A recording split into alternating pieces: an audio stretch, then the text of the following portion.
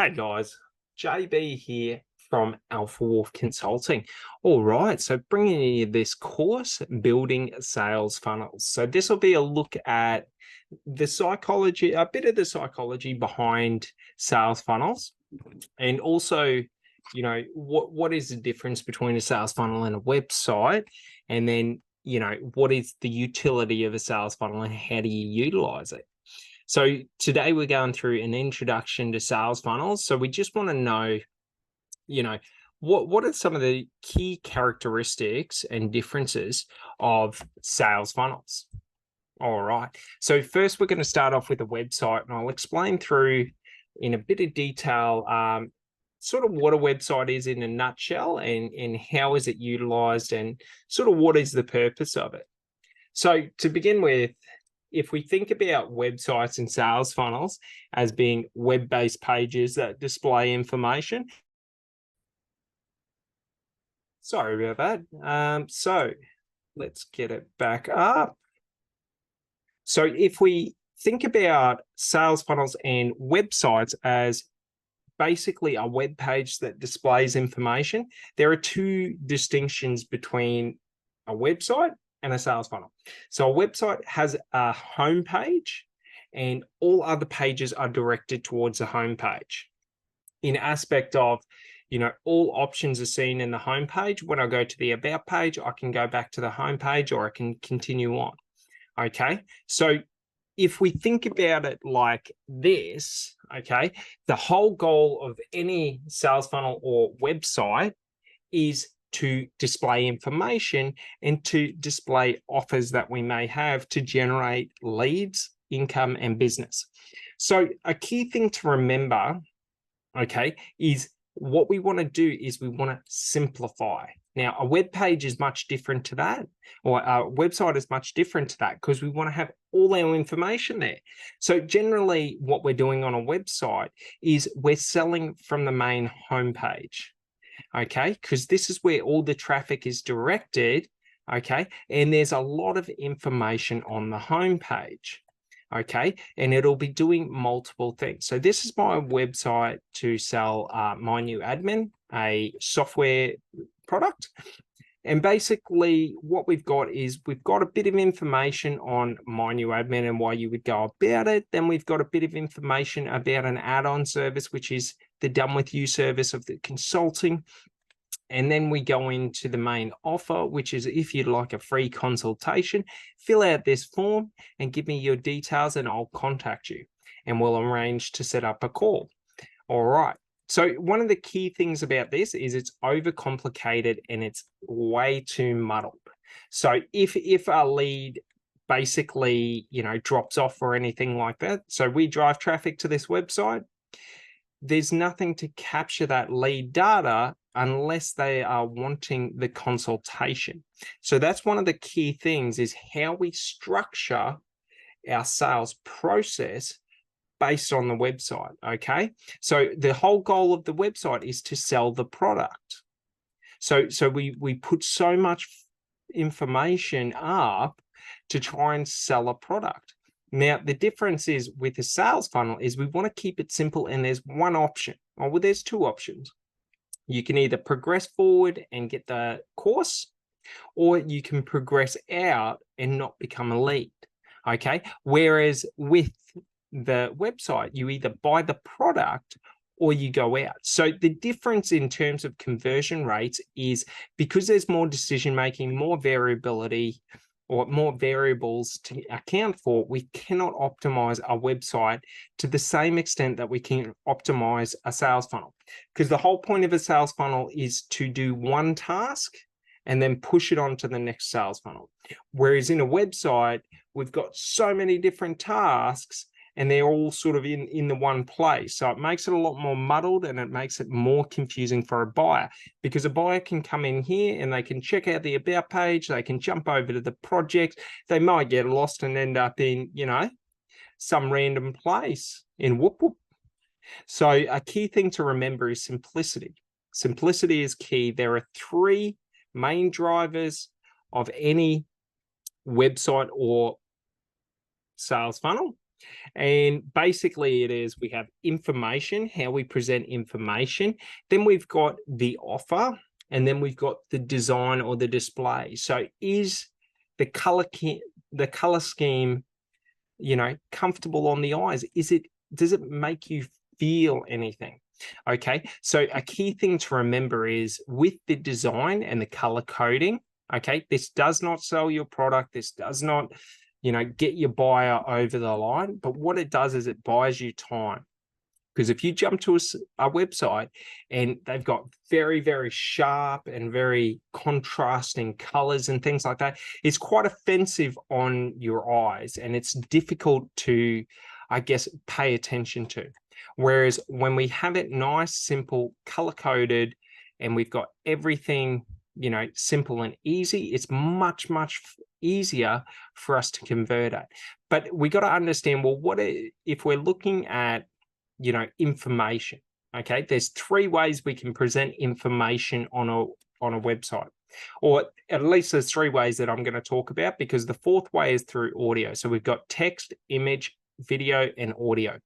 Okay, but we don't use audio too much in terms of on websites, because the conversion rate to audio to video is video will convert at a much higher level than audio. Okay, because majority of people, when they're on a website, they would rather watch a video than listen to something. Whereas if we're thinking about, in terms of lead generation and things like that, a lot of people will use audio platforms when they're doing other things. So Audible, podcasts, Spotify, YouTube, things like that. So a key thing to remember is we want to identify, how are we going to present the information, in terms of what information are we going to present over text? What information do we present in images? And what information do we present in video format? Okay, so just coming down, so we see the difference is there's no options to move to any other pages. So the only way to progress through is to take the action. Okay, so that's one key difference. So there's 2 choices to the buyer. They can either take the action or they can leave. Okay, and when we're looking, to understand, well, how do I optimize this? Well, we got to understand, well, what information is needed for them to make this decision? Okay, what information is needed for someone to purchase, or not even purchase, but to get a free course? Okay, not much. We just have to explain what the course is about, demonstrate some value, show them that other people have seen the course, have done the course, and they liked it and things like that. So coming back to it, what we want to do is we want to find the simplest way to map the process. So that's the difference between a website and a sales funnel. Is a sales funnel, we take our sales process and we break it up into segments, into steps. Okay, so the first step is lead generation. So what are we trading for their details, so that we can contact them at a later date, so that we can drop them into our email marketing, so that we can progress them to getting the result that they want? Okay, but also, how are we creating it? Is our lead magnet associated to the end result? For example, if I am selling courses, well, giving away a free course at the start is directly related to them purchasing courses. Okay, so that's one of the key things, that we're positioning the buyer to progress through the journey that we have structured in complex terms. So a simple thing to do is to just remember, well, what's needed? So what do we want to achieve or accomplish in our sales funnel process?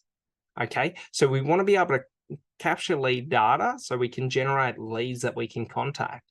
We want to then book a meeting or book our sales presentation so that we get them up there, so that we can get in front of our buyers and present our solution.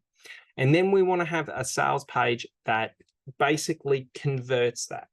So there's a journey that the buyer goes on, we're building up the certainty that this is the right product, we are the right business to go with, and the solution will solve your problem. Okay. Whereas on a website, we've just got a heap of different information, and we're just trying to cover our bases by allowing the buyer to choose what they want to look at, to choose where they want to go. So they choose their own, journey essentially to buying the product. So that's one of the differences. Is one is we're structuring out everything that we need to do. So we're structuring out our sale to the point of, well, we need to generate leads. Then we need to book appointments or sales presentations to present the product or the service. And then we have to have a way to convert those interested buyers into buyers. And that comes in the form of the sales page where they purchase the product. All right. So it's quite simple, but once you get your head around it, it does become a lot easier, because on a website, majority of people optimize for complexity. So they want to make the most complex, visually demanding and, intricate website that they can to show you how great they are. Whereas on a sales funnel, we just want simple, easy, and effective. Okay, so we're not overloading them with information that they do not need. We're optimizing the information, and we're giving them what they need to make the decision and feel empowered by it. Whereas on a website, we're just giving every bit of information that we think will convert them. So slight differences, but the other is in the journey. So for example, because we're breaking it into steps and we're getting actions taken, we know that if someone purchases or accepts the lead magnet and they get the free course, well, if they don't go for the one-on-one coaching or the sales meeting, we know where they dropped off. So they're interested, but they weren't ready to commit to the sales call, the sales call. And then if they did go to the sales call and then they didn't purchase after the sales call, so we're able to sort of park our leads in different segments so that we know what we have to do to get them forward, if that makes sense. So a key thing to understand is, because we're only having limited variables of what would cause someone to exit out of it. So there's the information, the offer, and the design, essentially. So how are we presenting information? Where are we presenting information? Where is the most optimal place to present information? Typically, our most compelling or best information will be at the top, and then we'll have supporting information underneath that, and then more supporting information. So what this sales funnel does is it shows you, well, would you like to learn, self-development? Would you like to develop? Would you like to understand self-validation? Well, if so, these are the benefits that you're going to get. So by putting in your emails, you'll get that course and you'll be able to get those benefits. Okay. Then we've got some testimonials, which basically show proof of concept that other people have done this course and they like it. And then we've got a little bit about my values and a little image of me, just to tell people a bit about who I am and why I do what I do. And then we've got some blogs, and these blogs are designed to drive the traffic there. But then once you're here, there's stuff to read. So we're giving supporting information or the fluffy information that sort of just captures someone's attention. And then we've also got our highly targeted information where it's very, very direct. Okay. Whereas on a website, we've got so much information that we've got one offer here, and then we've got a second offer, third offer, and then we've got the sales offer. So it's just too many variables that we can't, like you can definitely analyze all the variables. It's not that many, but it's too many that we can't be optimizing because we don't know exactly what's happening. Why is that buyer falling out of the line? Whereas on a sales funnel, we've got one piece of information. So evidently, The written information may not have been enough. Maybe we need some more written supportive information. Maybe we need more, the video wasn't converting, okay? Or maybe the offer wasn't good enough. Maybe people don't want to give their details for a free course. So these are things that we were able to do. Maybe the display wasn't as good, but because there's so much less information to worry about, we're able to optimize at a much, much higher rate because it's much simpler. Because we know that, you know, we're not trying to sell consulting, we're not trying to sell software, we're not trying to do all this stuff. The whole goal is if you would like this course, fill out your details. Just like the next step, if you would like free one-on-one coaching, fill out the details and do it. So it's a little bit different in the way that we approach it. Okay, so it's a key thing to understand is when we're trying to learn about sales funnels, what we want to see in terms of, or what we want to understand is what are the drivers that are, you know, the emotional drivers that are pushing my buyer forward. What is the supporting information that I need to present that justifies, one, why I'm valuable in terms of the business, why you want to do business with the business, why is the lead magnet valuable, and then how do these two things relate to the end goal of them getting their desired needs or wants fulfilled. Okay, so it's key to understand these things, and it's important to not overcomplicate it, because when we overcomplicate it, one, we lose our own personal efficiency, and two, we make it too difficult to make a decision.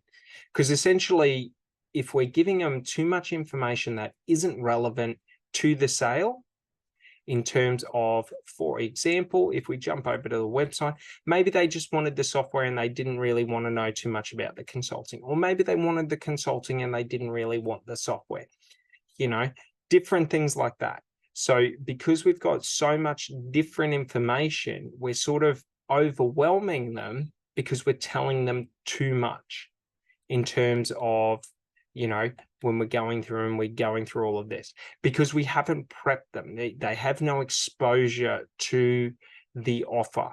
And that's the beauty of the sales funnel, is in each step, okay, we're incrementally increasing their certainty, and we're explaining, and we're not overwhelming them and overloading them with information.